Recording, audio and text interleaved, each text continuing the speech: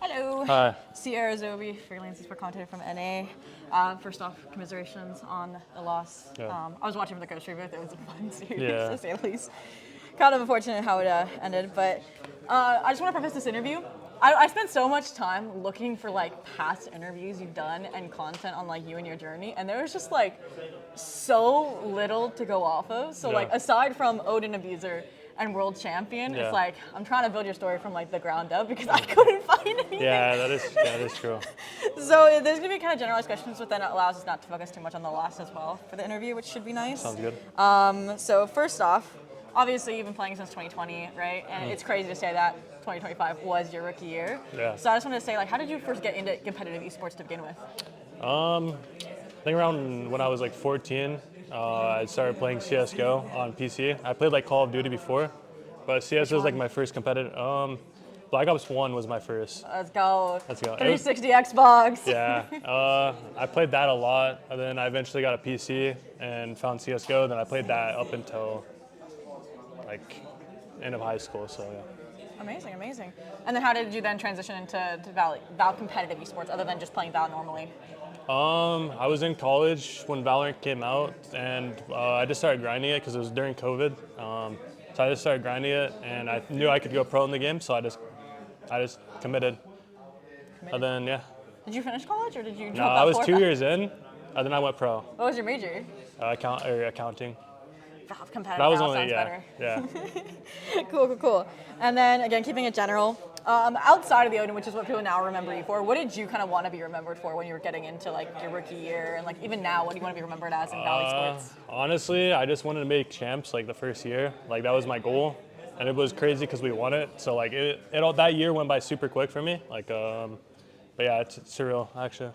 And that's great because that's actually a question that I have later on that I'll ask now. Then is like, how does that kind of affect your goals and reframe them when your rookie year you are already a world champion? Yeah, it was a lot mentally because like that's the goal for everyone. Every competitor is just to win the championship at the end of the year. So it was kind of surreal. But now I just kind of want to keep winning. Like going to every LAN is like the goal, and like trying our best to win is like the main thing. Amazing. Yeah. All right, and then we kind of talked about how surreal it's been already, and that may be one of the words. But I wanted you to give me 3 words, it can be any 3 words, that describe, except for Odin, I'm not going to use Odin, that feels like a scapegoat, that describe your journey in esports so far. I would say, what is that word? Wait. I'm trying to think of the word. Patience, I would say. Okay. Patience. 5 years is a lot to wait, I agree. Yeah. I would say it's also a lot of timing. And then also, I feel like patience and timing are similar now. that might be similar, yeah. Dang, it's hard. I'll count those 2, you're good. I'd say patience, and then timing, and hard work. I think I put in a lot of work. All right. There you have it. All right, and then I will ask 2 brief questions about today's match. Obviously, you've been on the Vice for a little while now, and we did see that on Lotus as well. And you said you've gotten used to it already. Yeah. But I saw a really nice setup where it was like Mata on the A op line and you prepared for the revolving door play and tree. Yeah. Is there any like theory crafting like specifically dedicated to how you guys play around the Odin since it's such an integral factor to your gameplay? I try, whenever I play the Odin on Vice at least, I try to communicate with my team what I'm trying to do. Mm-hmm. And I usually just tell my team to leave me if I feel really confident. So yeah, that was like a setup we never practiced in a scrim or anything. It was just something like in the match. It felt good, so we just did it. Amazing. Yeah. And kind of on that topic as well of the Vice versus the Sova, how does it reframe like your mindset when you're not on the scan initiator but still wanting to play that Odin? Yeah, it feels good. It's like good on agents where I don't have to like pull out util, so that's why I like using it on Sova and Vice. So like with Sova, I just throw a dart and then I'd have my gun out the rest of the time usually, and it's good with the wall hacks, but. With Vise, you have your gun out like the most of the time, and you don't have to really pull out util. Yeah, because everything's already down kind of. Yeah, everything's down, and then on attack, you only pull it out when you need to like throw it. But yeah, it's pretty simple. Makes sense. Yep. And then I did want to talk about it. Broadcast brought it up. I almost didn't even notice it. You did Pi on map 3. Yeah. And you talked about like wanting to be internationals, wanting to be like that champion. Did you realize it in the match? Was it shouted out at all? I mean, I did see it, but I didn't even get my head about it. That's good. They were just playing really good, honestly, and then you stepped it up right after. Like there was like they pointed out, and it's like multi-kill after multi-kill. We had a chance to come back on Pearl, but let's let it slip away. We threw like think it was a 2v4 retake, and that was pretty much a big swing around for us. Yeah. Makes sense, makes sense. All right, next up, yes. One of the interviews I did find, there's something that stood out to me, and this is from earlier in the year, obviously, when Kiko joined, where you said you didn't even know who he was when he joined the team. So I wanted to explore that now that we are a decent way through the season. How has your relationship in the server and outside of the server grown with him as a player, as a teammate? Yeah, it's been good. We've had a lot of matches together now, and a lot of time with practice. So yeah, it's been really good. And Gio's insane. So yeah.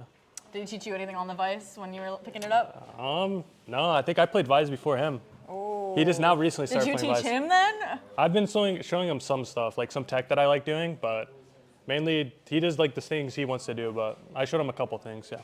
Would you say you guys play it differently, or have you noticed any differences in the ways you like playing it? He plays it way more aggressive than me. I'm more passive, so that's the main difference. I know that's something that Mitch actually I think pointed out in an interview was because he's not in the cage anymore, there's no range restrictions, so he can fight up alongside everybody. Maybe that's why he's starting to frag out. Yeah. But we'll go back then now to more generalized questions, I believe. Double checking. Yes. Okay, there it is. And this kind of circles back to what we mentioned about goals being consistent dominance at the global level, and that has never really happened in Valorant esports, right? There's players that always make either grand finals or deep playoffs runs, like your Paper X, etc. Yeah. G2, but not winning it. Why do you think that is, and what is unique about Val esports that prevents that kind of dominance? There is a lot of randomness, I would say, and especially this meta now. It's really scrappy and there's a lot that can happen, and you can't really control every factor, but it's really hard to stay winning every time because it's kind of a random game at the end of the day. Amazing, amazing. All right, and then we will talk a little bit more about the Odin, because while I was trying to, again, dig through the archives, obviously your Odin guide that everyone was asking for you made. Yeah. I wanted to know, first off, how did you approach making it? You just open the mic and be this is what comes to mind, brainstream, or did you script it out, or what went into making that video?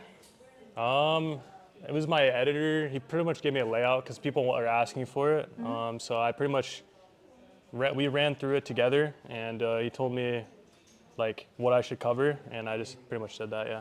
Amazing, amazing. Yeah. And speaking of your editor, there was a funny moment where he interjected and was hey, Brawk just showed you this. Unfortunately, it's been patched now or nerfed or changed by the developers. Yeah. Do you think they used that guide to make the changes to the game?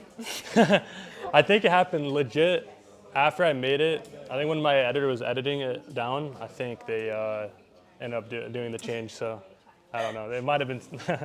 They got the footage early. Yeah, they got it early somehow. Amazing. And then on the last topic for the Odin, before we actually round out the interview, you talked about the Odin being obviously a misunderstood weapon that you learned how to master and you play it differently. Yeah. I was curious, how does one learn how to do that when there is no guide like what you released? How did you understand that weapon like no one else could and teach yourself? Yeah, I think it's over a long time of using it, because I use it since probably 2021, so it's been 5 years. So I think over time I've learned small things, how to use it, when to move and when not to move and stuff. So I think it's just a lot of time put in, but yeah, it just takes time. And I was watching a lot of UCL back when you were in tier 2. I don't remember it being that abused. Were you consistently using it then too? No, I think, let me try to think, because the first year, in 2023 the Sky meta, so I was on Sky a lot, and it wasn't that good then. Out then. Yeah, I think it was mainly the meta when it's really good. The champs year, it was the perfect meta for it. You don't have to deal with these Phoenix Neons running around, and you can't just stand somewhere and be fine. That's when the Odin's the best. But yeah, I think it was mainly the meta that made it look as good as it was. Amazing. And then final question, obviously. Fortune did not qualify to playoffs today, so you're waiting for that draw show tomorrow. Yeah. Is there anybody that you want to go up against? Either that's going to be facing off again tomorrow, or obviously Foot, who lost earlier today? I guess we're going to have to see, because it's just Foot right now that's confirmed, right? Yeah, that it's XLG versus DRG, and then obviously Full Sense versus Global. I think playing an APAC team or EU team would be fun, so maybe Foot or one of the APAC teams that one. So yeah, one of those two. Why? Do you think of anybody specifically on those teams? No, we've already played a China team, so I want to play another region, different. Makes sense. Perfect. Well, thank you for taking the time to talk with me, and good luck in that match. Thank you.